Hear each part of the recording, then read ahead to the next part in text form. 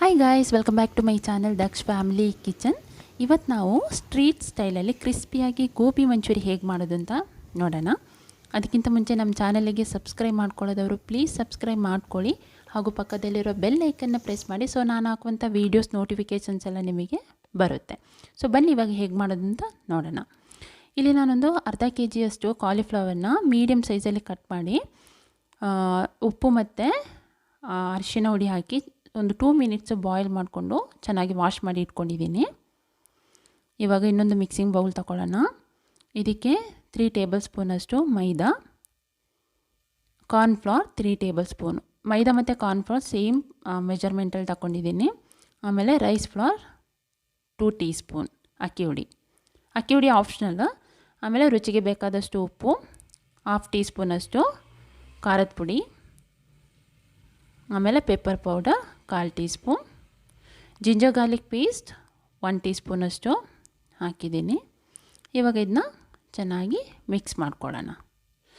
So ಇಲ್ಲಿ ನೀವು colour ಬೇಕಂದರೆ, ಆರ್ಟಿಫಿಷಿಯಲ್ ಕಲರ್ ಬೇಕಾದರೆ ಆ್ಯಡ್ ಮಾಡ್ಕೋಬೋದು ಈ ಸ್ಟೇಜಲ್ಲಿ, ಬಟ್ ನಾನು ಆ್ಯಡ್ ಮಾಡ್ತಾ ಇಲ್ಲ.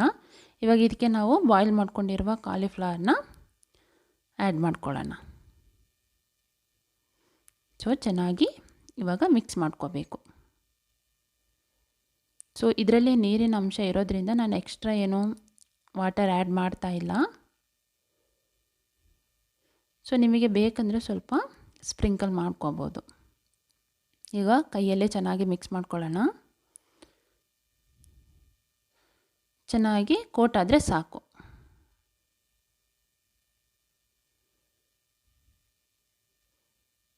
ಸೊ ನೋಡಿ, ನಾನು ಎಕ್ಸ್ಟ್ರಾ ವಾಟರ್ ಏನು ಆ್ಯಡ್ ಮಾಡಲಿಲ್ಲ. ಚೆನ್ನಾಗಿ ಮಿಕ್ಸ್ ಆಗಿದೆ. ಇವಾಗ ನಾವಿದನ್ನ ಫ್ರೈ ಮಾಡ್ಕೊಳ್ಳೋಣ. ಸೊ ನೋಡಿ, ಆಯಿಲ್ ಬಿಸಿಯಾಗಿದೆ, ಹೈ ಫ್ಲೇಮಲ್ಲಿ ಇಟ್ಟಿದ್ದೀನಿ.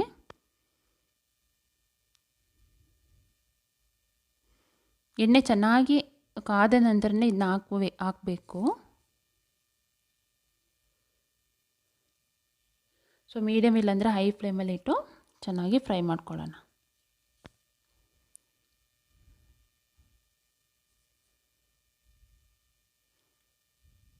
ಸೊ ಇಲ್ಲಿ ಹಾಕಿದ ಮೇಲೆ ಒಂದೇ ಸತಿ ತಿರುಗಿಸ್ಬಾರ್ದು, ಅದೆಲ್ಲ ಸ್ಟಿಕ್ಕಿ ಆಗಿರುತ್ತೆ.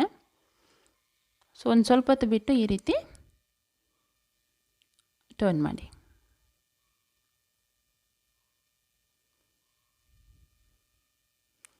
ನೋಡಿ ಎಷ್ಟು ಚೆನ್ನಾಗಿ ಫ್ರೈ ಆಗಿದೆ ಅಂತ. ಇಷ್ಟಾದರೆ ಸಾಕು.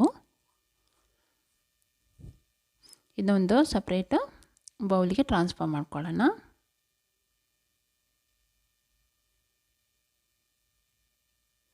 ಇವಾಗ ಇನ್ನೊಂದು ಪ್ಯಾನ್ ತಗೊಂಡು ಸ್ವಲ್ಪ ಆಯಿಲ್ ಹಾಕ್ಕೊಂಡು ಇದಕ್ಕೆ ಗಾರ್ಲಿಕ್ ಮತ್ತು ಗ್ರೀನ್ ಚಿಲ್ಲಿನ ಸಣ್ಣದಾಗಿ ಕಟ್ ಮಾಡಿ ಹಾಕಿದ್ದೀನಿ, ಒಂದು 2 ಟೀ ಸ್ಪೂನಷ್ಟು.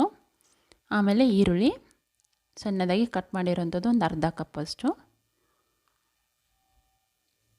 ಇದ್ರ ಜೊತೆ ಕ್ಯಾಪ್ಸಿಕಮ್ 1/4 ಕಪ್ಪು ಹಾಕಿದ್ದೀನಿ. ಸೊ ಇದನ್ನ ಸ್ವಲ್ಪ ಚೆನ್ನಾಗಿ ಫ್ರೈ ಮಾಡ್ಕೊಳ್ಳೋಣ.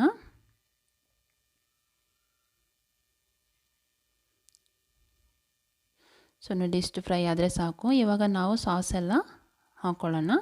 ಇಲ್ಲಿ ಸೋಯಾ ಸಾಸ್ 1 ಟೇಬಲ್ ಸ್ಪೂನಷ್ಟು ಹಾಕಿದ್ದೀನಿ. ಆಮೇಲೆ red chilli paste 1 tablespoon. ಆಮೇಲೆ tomato ketchup 3 tablespoon. So ನಾನಿಲ್ಲಿ ರೆಡ್ ಚಿಲ್ಲಿ ಪೇಸ್ಟ್ ಬ್ಯಾಡಗಿ ಮೆಣಸಿನ್ಕಾಯಿಂದ ಪ್ರಿಪೇರ್ ಮಾಡ್ಕೊಂಡಿದ್ದೀನಿ. ಅದರಿಂದ ಕಲರ್ ತುಂಬಾ ಚೆನ್ನಾಗಿರುತ್ತೆ. ಅದರಿಂದಲೇ ನಾನಿಲ್ಲಿ ಆರ್ಟಿಫಿಷಿಯಲ್ ಕಲರೇನ ಆ್ಯಡ್ ಮಾಡಲಿಲ್ಲ. ಇವಾಗ 3 ಟೇಬಲ್ ಸ್ಪೂನಷ್ಟು ವಾಟರಿಗೆ ನಾನು 2 ಟೀ ಸ್ಪೂನಷ್ಟು ಕಾರ್ನ್ಫ್ಲವರ್ನ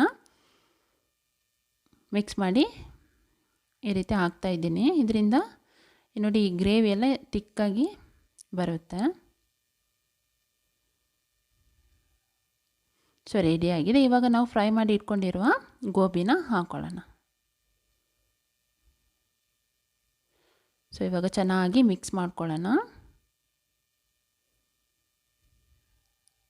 ಈ ಸ್ಟೇಜಲ್ಲಿ ನೀವು ಬೇಕಾದರೆ ಸ್ಪ್ರಿಂಗ್ ಆನಿಯನ್ ಮತ್ತು ಕೊತ್ತಂಬರಿ ಸೊಪ್ಪು ಕಟ್ ಮಾಡಿ ಹಾಕ್ಕೋಬೋದು. ಸೊ ನೋಡಿ, ಕಲರ್ ಎಷ್ಟು ಚೆನ್ನಾಗಿ ಬಂದಿದೆ ಅಂತ. ಬಟ್ ಇಲ್ಲೇನು ಕಲರ್ ಆ್ಯಡ್ ಮಾಡಲಿಲ್ಲ, ಆದರೂ ಸಹ ಕಲರ್ ಚೆನ್ನಾಗಿ ಬಂದಿದೆ.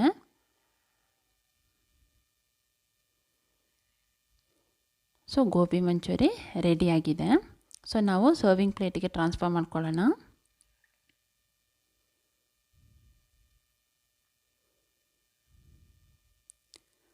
ಸೊ ನೋಡಿ ಎಷ್ಟು ಚೆನ್ನಾಗಿ ಬಂದಿದೆ ಅಂತ. ಸೊ ನೀವು ಕೂಡ ಮನೇಲಿ ಟ್ರೈ ಮಾಡಿ ನೋಡಿ, ಹೇಗಿತ್ತು ಅಂತ ಕಾಮೆಂಟ್ ಸೆಕ್ಷನಲ್ಲಿ ತಿಳಿಸಿ. ಹಾಗೆ ಈ ವಿಡಿಯೋ ಇಷ್ಟ ಆಗಿದರೆ ನಿಮ್ಮ ಫ್ರೆಂಡ್ಸಿಗೆ ಶೇರ್ ಮಾಡಿ, ಹಾಗೆ ಲೈಕ್ ಮಾಡಿ. ನೆಕ್ಸ್ಟ್ ಇನ್ನೊಂದು ಡಿಫ್ರೆಂಟ್ ಆದ ರೆಸಿಪಿಯೊಂದಿಗೆ ನಿಮ್ಮನ್ನ ಮೀಟ್ ಮಾಡ್ತೀನಿ. ಟಿಲ್ ದೆನ್ ಟೇಕ್ ಕೇರ್, ಬಾಯ್ ಬಾಯ್.